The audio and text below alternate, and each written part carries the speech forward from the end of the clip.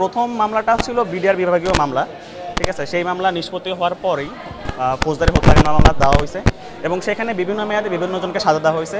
কিছু লোককে খালাস দেওয়া হয়েছে, কিছু লোককে আবার বিভিন্ন মেয়াদে সাজা দেওয়া হয়েছে।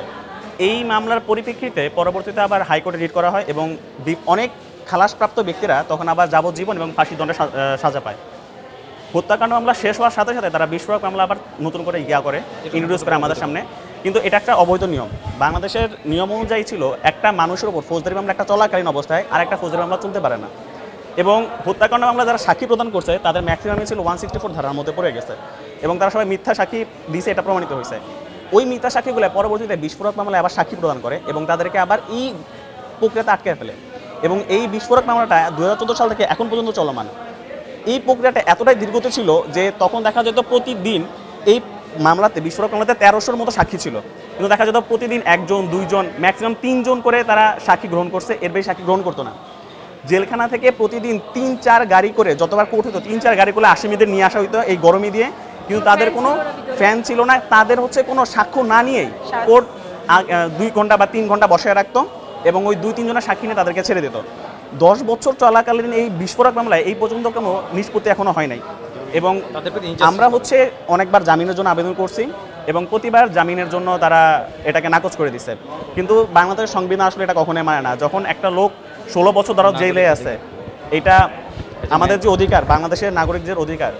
16 বছর ধরে জেলে থাকার পরও কিন্তু তারা এখানে মিনিমাম জামিন পাওয়ার একটা যোগ্যতা ছিল তাদের, কিন্তু তারা এই জামিন প্রক্রিয়াটা গত 16 বছর একবারও দেয় না আমাদেরকে। এখন আমরা জামিনের জন্য আবেদন করে যাচ্ছি।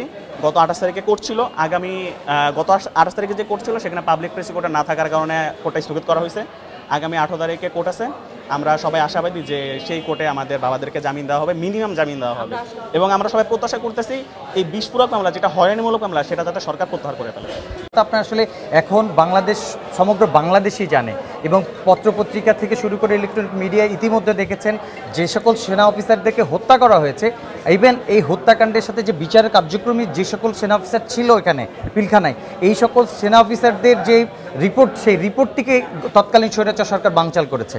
এই রিপোর্টটিকে তারা ওখানে পেশ করতে দেয় নাই। ইভেন এই সকল অফিসারদেরকে আয়না ঘরে নিয়ে পর্যন্ত বন্দি করে তাদেরকে বিদেশে পর্যন্ত পাঠিয়ে দিয়েছে। এটা আপনারা এইটা ইতিমধ্যে আপনারা ইলেকট্রনিক মিডিয়া বা বিভিন্ন মাধ্যমে জানতে পেরেছেন।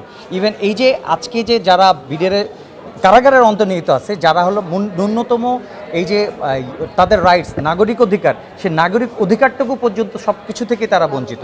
ইভেন এই যে জুজুর ভয় দেখিয়ে তাদেরকে কথা বলতে দেওয়া হয় নাই, তারা যে বৈচারিক আদালতে আসছে তাদের কোনো স্টেটমেন্ট কখনো গ্রহণ করা হয় নাই। তারা তো খুব খারাপ একটা অবস্থায় আছে এবং 15-16 বছর থেকে তারা এই একই অবস্থায় মানসিকভাবে বিপর্যস্ত, খুব খারাপ অবস্থায়। রাষ্ট্রের তারা যারা বেতন পাচ্ছে না, এই ফ্যামিলিগুলো আজকে রাস্তায়। এই ফ্যামিলিগুলো তারা কোনোভাবে তাদের ফ্যামিলি মেনটেন করাই কঠিন হয়ে গেছে, তাদেরকে মেনটেন করা তো দূরের কথা।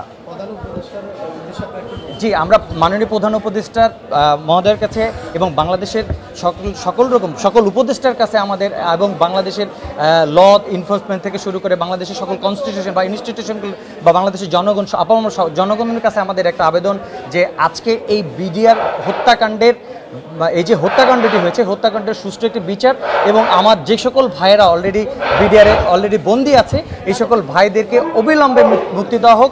ইভেন তাদেরকে পুনর্বাসন করা হোক। যারা ইতিমধ্যে চাকরিচ্যুত হয়েছে এই বিষয় নিয়ে, অন্যায়ভাবে চাকরিচ্যুত যাদেরকে করা হয়েছে, এই চাকরিতে তাদেরকে পুনর্বহাল করা হোক।